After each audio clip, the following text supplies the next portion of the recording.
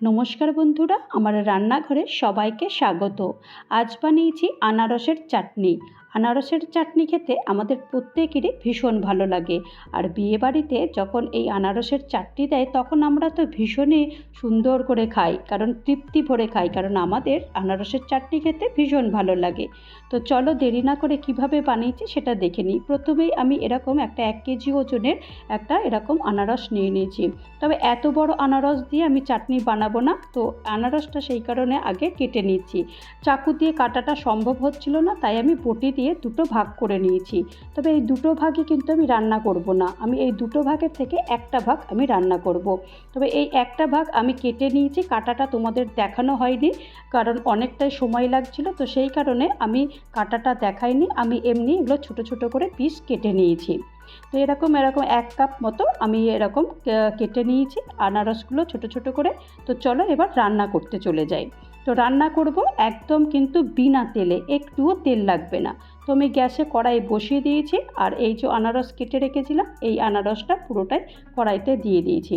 আর পরিমাণ মতো একটু বিট লবণ দিয়েছি, আর পরিমাণ মতো এমনি নর্মাল নুন দিয়েছি। তো এখন এই আনারসটার নুন আর যে দুটো নুন দিয়েছে সেই দুটো নুনের মধ্যে ভালো করে এটাকে মিশিয়ে দেবো। মিশিয়ে দেওয়ার পরে দেখবে এখান থেকে কিন্তু একদম রসটা বেরিয়ে যাবে। আনারসের মধ্যেও রস আছে, আর নুন দিলে আরেকটু নরম হয়ে যাবে। তো সেই কারণে নুনটা দিয়েছি, দিয়ে আরেকটু সামান্য একটু জল দিয়েছি। জলটা দেওয়ার পর এটাকে ঢাকনা বন্ধ করে দিয়েছি একটুখানি সেদ্ধ হয়ে যাওয়ার জন্য। আর এই ফাঁকে আমি 1 টেবিল চামচ কাজু নিয়েছি, আর 1 টেবিল চামচ আমি কিশমিশ নিয়েছি। আর একটু আমি এখানে কিছু চেরি নিয়েছি, এই 4-5টা মতো চেরি নিয়েছি। চেরিগুলোকে একটু লম্বা লম্বা করে কেটে নেব, বেশ দেখতেও ভালো লাগবে আর খেতেও ভালো লাগবে। তবে এখানে বেদানাও দেওয়া যেতে পারে, বেদানা বা ডালিমের যে দানা আছে এগুলো দিলেও দেখতে কিন্তু বেশ ভালো লাগে আর খেতেও ভালো লাগে। তো এখানে তোমরা যারা চাইবে বেদানা দিতে তো তোমরা বেদানাও দিতে পারো। তো চলো এগুলো কেটে এখন সাইডে রেখে দিলাম, আর দেখে নিই একবার সেদ্ধ হয়ে গেছে কিনা। মোটামুটি সেদ্ধ হয়ে গেছে একটুখানি, কারণ জলটা অনেকটাই কিন্তু শুকিয়ে গেছে। আর এর মধ্যে দেখো আমি কিন্তু আর বেশি জল টল দেবো না, কারণ এর মধ্যে এই থেকে আনারস থেকে তো অনেকটাই জল বেরোবে। আর এখানে আমি 1/2 কাপ মতো চিনি দিয়েছি। প্রথমেই বলেছি যে এখানে আনারসটা কিন্তু বেশ রসালো আর খুবই মিষ্টি আনারসটা, সেই কারণে চিনিটা আমি 1/2 কাপ দিয়েছি। তোমরা তোমাদের আনারসের যেরকম টেস্ট আছে, টক মিষ্টি যতটা যেরকম হবে সেই রকম অনুযায়ী চিনিটা দেবে।